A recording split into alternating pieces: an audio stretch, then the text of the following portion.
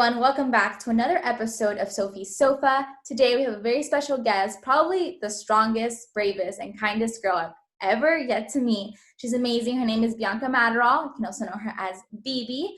And she struggled with brain cancer and has been fighting it like a kid, fighting it amazingly. So we're going to hear her story a little bit today on Sophie's Sofa. So Bianca, thank you so much for being here. Thank you for having me. So how has quarantine been for you? Quarantine has actually kept me pretty busy. I've been able to come up with new ideas for the foundation. So as I told you earlier, I've been working on care packages. I have over 100 care packages ready to send out to patients across the country battling cancer. I've been doing a lot of fun mail for the patients that I have here in Miami. So I did a lot of those motivational coloring pages that I colored, and I send them out with little individual handwritten notes. Yeah. Okay, so let's rewind for people who might not know your story. And I know you've probably said this story 1,000 times, but really quick, what was a day like, the day your life changed, and how has your journey kind of been to today? So in December of 2015, I presented with the first time seizure right in the beginning of my senior year in high school. Mm-hmm. So from there, I spent a long time in hospitals trying to figure out why I had that seizure until finally I needed to do a craniotomy biopsy where they discovered a glioma. So from there, the 8 shadows that they saw in my head were stage 3 multifocal anaplastic astrocytoma brain cancer tumors. I'm stage 3 and I had 8 tumors. Right now I currently have 7, and then the one that I have has no tumor activity, but we're still very vigilant on that tumor to make sure I don't relapse. I did have to move away from Miami, where I have all my family and friends here. I moved to Baltimore, Maryland for 2 months with my mom, where I began my initial treatment. Now I'm currently at Nicholas Children's Hospital, and I'm seen by my doctors at Duke at North Carolina. Awesome. And how has treatment been for you? Was it harder than you expected, easier? What kind of gets you through just everything that you've had to put your body through to get through this and fight it? Well, I was very scared because I didn't know how I was going to react. I was on all sorts of medications, all sorts of pills, all sorts of chemotherapies. I took 2 of the strongest chemotherapies you could give a patient. I was taking them at the same time. So I was very nervous. However, coming from being a very athletic background, I grew up being a dancer. So I was a part of the dance magnet at Corey Senior High School. So I was very active. So I wasn't too worried with the shock if I lose muscle weight or that. But at the end of the day, I did end up losing 50 pounds of weight. So then from there, it's I was very nauseous. I found myself very nauseous after radiation. And then since I didn't live there, it's I was taking taxis and Ubers. So the crazy driving of the taxis never helped with treatment.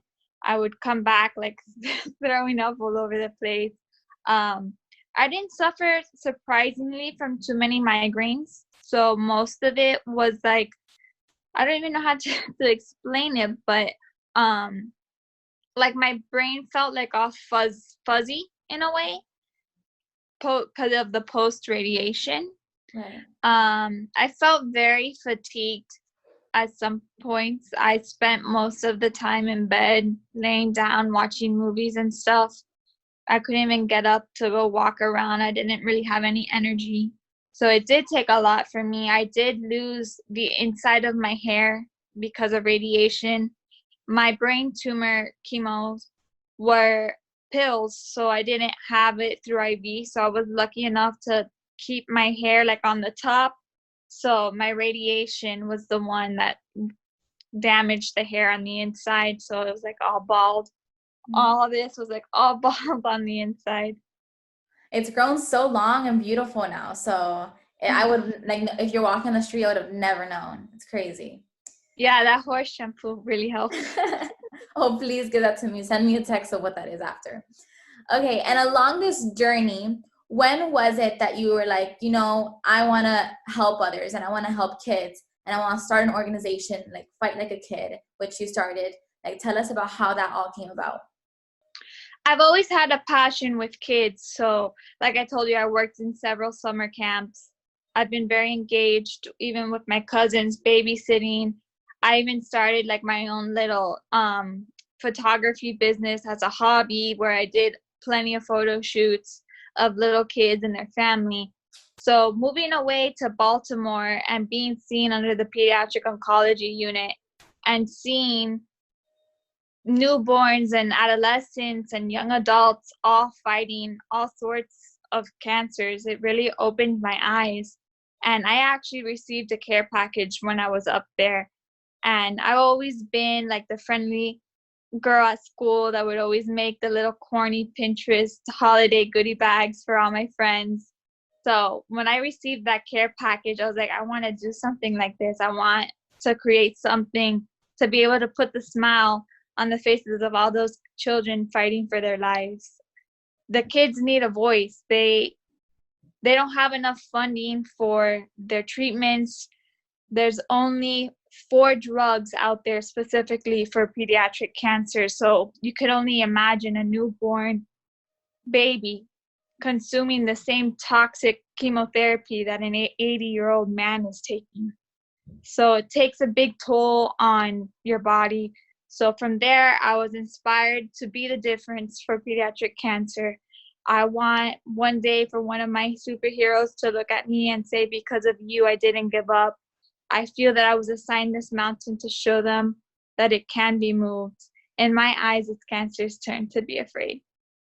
Love it. And that's one of my favorite sayings that you always say. I'm like, it gives me chills. And what are some of the things that you have done with Fight Like a Kid? Like, I know you've had events, you make care packages, like you said, but just name that maybe your top 2 best things that you've done with Fight Like a Kid. With Fight Like a Kid, we really look forward to our events that we host at Nicholas Children's Hospital. So for the past 4 years, because this is our 4th anniversary month with Fight Like a Kid, so we host holiday events over at Nicholas Children's Hospital. Last year, we started with our Halloween party, where we do a big costume party with the patients. I bring in some costumes for them to keep, and I do a lot of arts and crafts activities. But my ultimate favorite is our big Christmas toy drive, where all the dance studios in Miami, Florida come together and join Fight Like a Kid and donate brand new used toys. And I collect them and I go ahead and I take them to Nicholas Children's Hospital, and all the patients come with their big stockings as big as they are and they fill up all the toys they want. They come and they have a good time with us. I do arts and crafts with them there as well. I go dressed up as an elf. My brother usually comes as Santa Claus. Yeah. I have volunteers come as little reindeers. So it's a really sweet event for my superheroes that they really get to enjoy. Yeah, and the fact that it's around Christmas time, I think that's what makes it even better, because maybe like the holidays are when cancer patients can struggle a little bit more just because the holidays, things are different. They might be in the hospital. So you bringing that love and that fun to the hospital, they're probably like head over heels, like in love with life. And they're like, this is amazing. So you really do make that difference there. And you see it too. I mean, you see it on the kids' faces that they're really happy about everything. And I'm going to include pictures definitely of all this, because I still have them from when I interviewed you that first time. Definitely. And then I do goodie bags also for every holiday. So I do a themed holiday goodie bag and I go take them to all the patients at the hospital as well. That's amazing. And looking forward, with your goals of life, your goals with Fight Like a Kid, like where do you see yourself in the next couple of years? What are you doing? What do you see yourself as your dream life? So I'm currently applying to Nova's graduate school.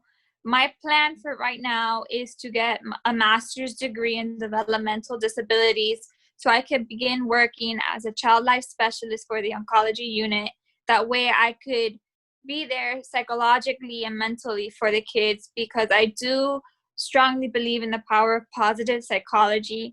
I feel that that's how I was able to get through my battle so gracefully, because I wasn't ever the person to sit and focus on the negative. I've always been very positive with looking forward towards good outcomes. So I want to be able to have the opportunity through my child life specialist to be able to be there to motivate the kids, especially since I've been through it. So I hope I could give them some sort of advice for upcoming treatments that I might have taken, that they've taken. Because I also do it with Fight Like a Kid. One time I had one patient that it was her first time getting access through her port, which it's like a big golf ball that we have in our chest, where they put a needle into our chest to give us our chemotherapies. So she was very scared. Luckily, I was there doing my treatments. So we were like FaceTiming from different rooms so that she was able to see the whole process of getting access. So she knew what was coming. Oh, that's so cute. How old is this girl? This girl was still in high school. So I would say maybe like 16, 17 years old. Wow, that's amazing. And then you made a friend out of that too. Someone who's kind of going right to you, yeah, and how you went through. No, yeah, the nurses use me as a little guinea pig sometimes because it's so sad, like seeing the little kids come because they're like, oh no, the big needle. So it's like I had this one patient one time like screaming at the nurse, no, mommy, give her pow pow, give her pow pow, mom. Pobrecito. But hopefully if they all have the positive attitude, they fight like a kid, they'll come through on the other side, and they have you as the perfect example of that. So what you do is really, really amazing. Every time you have something, I always donate. And I encourage everyone watching here right now, there's actually the virtual event going on right now because of the whole pandemic. So I'm going to include a link to the Facebook group, is it? And people can donate there.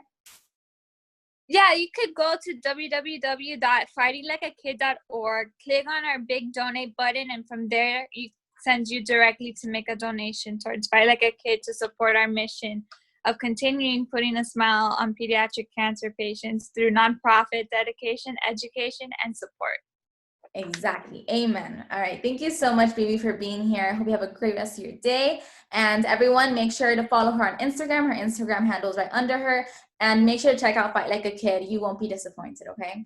So thank you again. Thank you, Bibi. Thank you. Bye, guys. See you next time on Sophie Sofa.